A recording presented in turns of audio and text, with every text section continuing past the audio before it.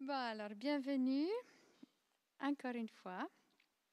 C'est super qu'on peut à nouveau vivre ce moment ensemble. Et puis, comme vous l'avez compris, cette semaine, on est dans Thessaloniciens, midi et soir. Et puis, du coup, on ne s'est pas accordé avec Luc, mais on avait le même passage. Du coup, c'est le même thème que ce midi, mais il faut croire que c'est un thème vraiment pertinent et important. Donc, je vais vous relire dans 1 Thessaloniciens, dans le chapitre 4. Et comme il y aurait beaucoup de choses à dire, j'ai juste choisi les premiers 8 versets. Alors, je sais qu'on vous a un peu gâté les autres jours avec des feuillets, des affichages, mais alors aujourd'hui, il faut sortir vos Bibles ou alors juste écouter. Donc, 1 Thessaloniciens 4. Alors, il y a déjà un titre chez moi, Appel à la sainteté. Ça veut déjà tout dire. Maintenant donc, frères et sœurs, vous avez appris de nous comment vous devez vous conduire et plaire à Dieu. Et c'est ce que vous faites.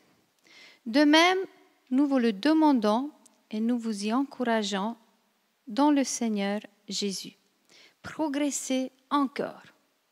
Vous savez en effet quelles instructions nous vous avons données de la part du Seigneur Jésus. Ce que Dieu veut, c'est votre progression dans la sainteté. C'est que vous absteniez de l'immoralité sexuelle. C'est que chacun de vous sache garder son corps dans la consécration et la dignité, sans le livrer à la passion du désir comme les membres des autres peuples qui ne connaissent pas Dieu. C'est que personne dans ce domaine ne fasse de tort à son frère ou ne porte atteinte à ses droits, parce que le Seigneur fait justice de tous ses actes, comme nous vous l'avons déjà dit et attesté. En effet, Dieu ne nous a pas appelés à l'impureté, mais à la consécration. Celui donc qui rejette ses instructions ne rejette pas un homme, mais Dieu, qui vous a aussi donné son Saint-Esprit. Alors voilà ce que Dieu il veut de nous. Il veut qu'on continue de progresser dans la sainteté. Alors c'est vrai qu'en tant qu'enfant de Dieu, on a été rachetés par le sang de Jésus. Du coup, on est déjà tous saints. On est d'accord. Mais on a aussi une progression à vivre dans cette sainteté jusqu'à la fin de notre vie. Parce que la progression, c'est un processus. Et c'est vrai que ce que nous cherchons, c'est à être toujours plus comme Jésus. Donc c'est ça la sainteté, c'est de toujours être transformé pour devenir toujours plus comme lui. Et plus de temps je vais passer avec Jésus, plus je vais devenir comme lui. Donc nous ne sommes pas appelés à nous arrêter, comme vous l'avez entendu peut-être dans le message de dimanche de Luc. Il nous a dit qu'il faut être prêt, il faut se mettre en marche. Donc c'est ça la progression. Il ne faut pas s'habituer, il ne faut pas se contenter, il ne faut pas dire voilà, je suis arrivé, voilà, je suis bon, je suis satisfait. En fait, il ne faudrait jamais être satisfait. Il faut toujours continuer. Et puis, comme vous l'avez lu aussi, ici, Paul il insiste beaucoup sur le domaine de la sexualité. Car la morale païenne, à cette époque, elle était loin de l'idéal juif ou chrétien. Alors on pourrait se demander pourquoi on parlait aujourd'hui parmi les chrétiens. Est-ce que nous ne sommes pas déjà tous saints dans ce domaine? Comme on a tous une morale assez stricte, je dirais, par rapport au monde, on ne devrait pas avoir des problèmes. Ah, voilà, je vous le demande. C'est en effet, effectivement, un grand tabou dans les églises, encore aujourd'hui. Donc, je ne sais pas si vous suivez un petit peu les médias, mais chaque semaine, il y a un nouveau truc qui sort. Alors, on parle beaucoup de l'Église catholique. On n'a peut-être pas encore fait des recherches sur l'Église évangélique, mais je crois qu'on peut trouver des choses partout. Et puis, c'est vrai que parfois, on vit un petit peu dans cette illusion qu'on n'est pas touché par ce problème ou par cette tentation. Et pourtant, les statistiques montrent clairement que vraiment beaucoup de gens ont été abusés, et aussi par des chrétiens. Donc, nous ne sommes pas à l'abri de ce problème. Alors, parmi nous, il y a tant de personnes qui ont été abusées, qui ne l'ont peut-être jamais partagé. Et il y a aussi beaucoup de personnes qui luttent avec les passions sexuelles. Alors, c'est vrai que c'est des actes qui sont fortement jugés dans le milieu chrétien, et c'est pour ça aussi qu'on n'ose pas en parler, qu'on n'ose pas, même pas en parler au pasteur ou dans la relation d'aide. Mais c'est une réalité qui est là. Et puis, c'est vrai que le monde pousse vraiment et tente l'être humain à suivre ses passions. Donc, la pornographie est facilement accessible à tout le monde, aussi par nos enfants. Donc, un enfant peut même par hasard tomber sur des films pornographiques. Donc, c'est vraiment très, très accessible aujourd'hui. Et même dans les pubs, même dans les BD, moi j'ai déjà vu des BD pour les enfants où franchement la sexualité est aussi un peu mal présentée. Voilà. Et puis en outre, la sexualité est aussi un grand problème dans les couples. Même si on n'ose pas en parler, c'est aussi un problème, une souffrance qui est là. Donc peut-être pour ceux qui sont encore un petit peu dans les illusions, j'aimerais vous citer quelques statistiques. Alors, en Suisse, on dit qu'il y a un divorce sur 2. Et la première cause du divorce, c'est l'infidélité. Donc, ce n'est pas la seule, mais c'est quand même la première. 3 femmes sur 5 ont subi un acte de harcèlement sexuel. Donc, il y a sûrement des femmes que vous connaissez qui ont subi ça.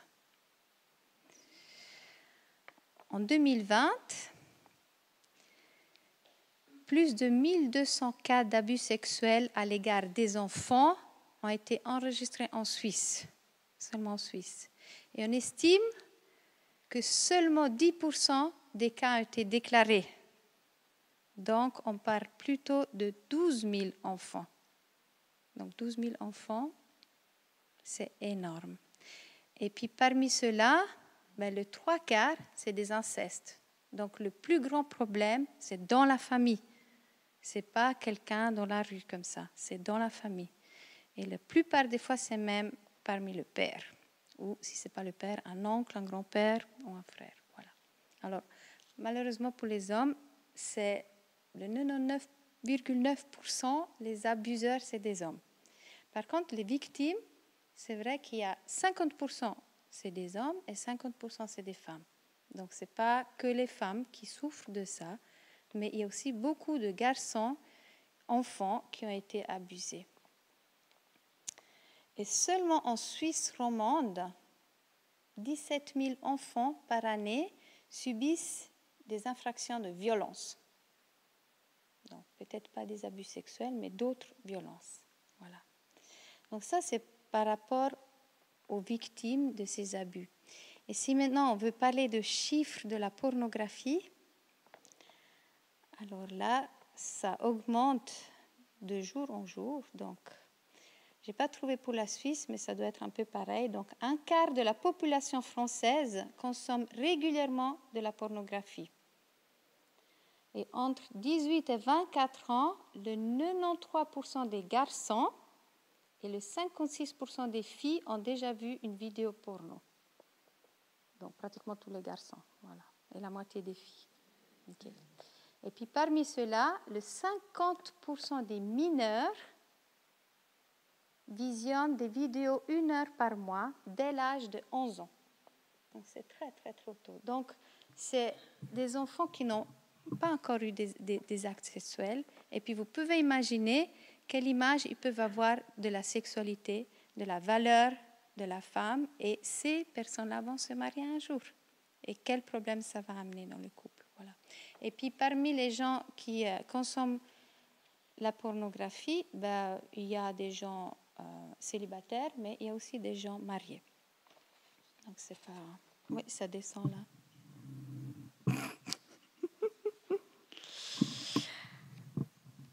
Alors oui, c'est vraiment des grands défis. Et je ne peux que vous encourager à oser avouer vos tentations, vos faiblesses, à oser en parler. Peut-être que vous n'êtes jamais passé à l'acte, mais peut-être que vous avez aussi des pensées ou des rêves ou des désirs. Donc, ça vaut vraiment la peine d'en parler, de parler de votre souffrance, que ce soit en tant qu'abusé ou en tant qu'abuseur. Et puis, j'aimerais pas rester seulement sur cette note négative de ce qu'est la réalité, mais aussi vous dire qu'il faut aussi oser croire que Dieu veut et il peut aider. Hein? Donc, il faut croire que la consécration, la sanctification est possible aussi dans ce domaine. Donc, c'est vrai que c'est peut-être difficile. Seul, c'est quasi impossible, mais c'est possible. Et il y a aussi des groupes d'aide, il y a des personnes qui sont disponibles pour ça aussi. Mais c'est vrai que le diable, il va essayer de tout faire pour nous décourager, pour nous dire qu'on n'est pas digne, qu'il ne faut pas en parler. Voilà. Mais ça, c'est le jeu du diable. Là, on connaît la culpabilité et tout ça. Mais il faut vraiment se rappeler que Dieu a un autre appel pour nous. Et il y a un autre appel pour la génération, comme on a chanté avant. Il y a un autre appel pour toi et pour moi. C'est la consécration. Ça, c'est l'appel de Dieu. C'est une vie qui plaît à Dieu. Et puis, bon, peut-être que tout ça, ça ne vous concerne pas personnellement. Peut-être vous connaissez d'autres qui sont concernés. Mais je pense que chacun de nous réalise quand même que notre corps, nos pensées, nos désirs ne sont pas toujours consacrés à Dieu. Alors, je ne sais pas si tous les soirs, vous vous demandez, est-ce que ce que j'ai fait aujourd'hui plaisait vraiment à Dieu? Est-ce que je fais ce qui plaît à Dieu? Donc, on vit tous selon nos vieux penchants. Donc, il y a une lutte, hein, Paul le dit aussi, entre l'ancienne nature et la nouvelle nature. Hein, entre la Claudia orpheline et la Claudia adoptée, fille de Dieu. Donc, il y a cette réalité, c'est vrai.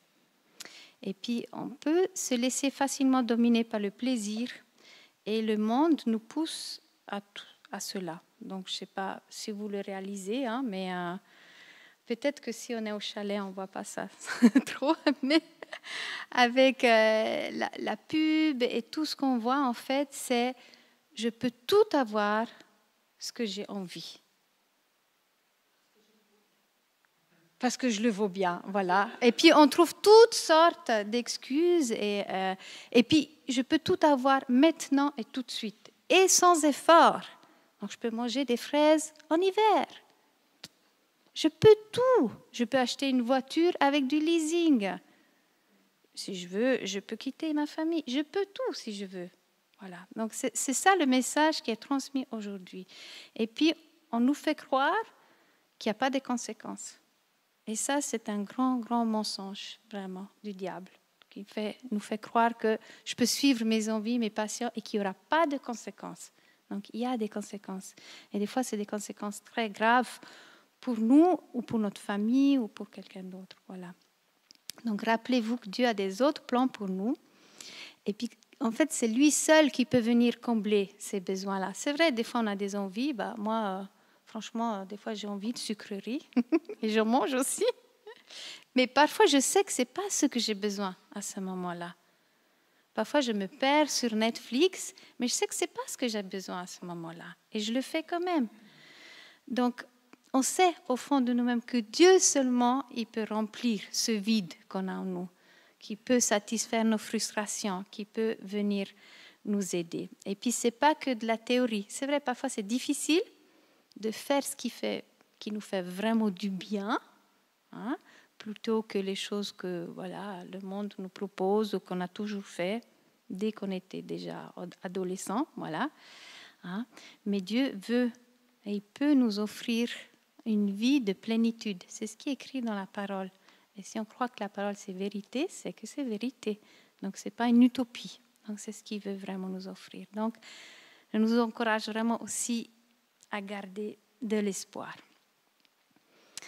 J'aimerais nous proposer un moment de prière un peu en 2 temps. Donc, je propose qu'on puisse d'abord faire un petit temps de silence, un petit peu de réflexion personnelle, et puis que chacun puisse demander à Dieu, qu'il puisse parler à Dieu, et puisse lui demander où est-ce que Dieu il aimerait qu'on soit purifié ou sanctifié en ce moment. Et c'est vrai que parfois, il y a peut-être plusieurs choses et on ne peut pas non plus travailler ou grandir dans plusieurs domaines à la fois. Mais on peut vraiment demander à Dieu, mais c'est quoi qui est maintenant à l'ordre du jour? C'est dans quel domaine que tu veux me défier? C'est dans quel domaine que tu as une solution pour moi? Et puis, je propose qu'on fasse un petit moment de silence pour ça. Et puis, je vais demander à Aurore et Eliezer, après ce temps de silence, qu'on puisse encore une fois chanter le dernier chant qu'on vient d'apprendre. En tout cas, pour moi, il était nouveau, dans lequel on peut vraiment proclamer cette victoire. Et après, je nous encourage à nous mettre par petits groupes, 2, 3 ou 4, comment vous êtes à l'aise, et puis que vous puissiez partager ce sujet ou un sujet dans lequel vous êtes à l'aise avec la personne avec qui vous êtes, pour que vous puissiez d'un côté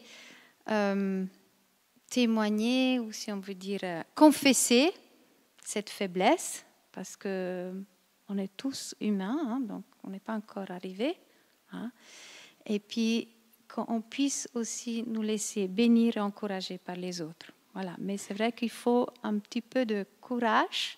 Je vous encourage ce soir à le faire, à ne pas avoir peur. Souvent, quand on dit quelque chose, en tout cas moi, c'est ce que je vis, souvent quand je dis quelque chose, les autres ils disent « Ah, mais moi aussi ». Donc, sachez que vous n'êtes pas seul. Tout le monde a un peu les mêmes problèmes.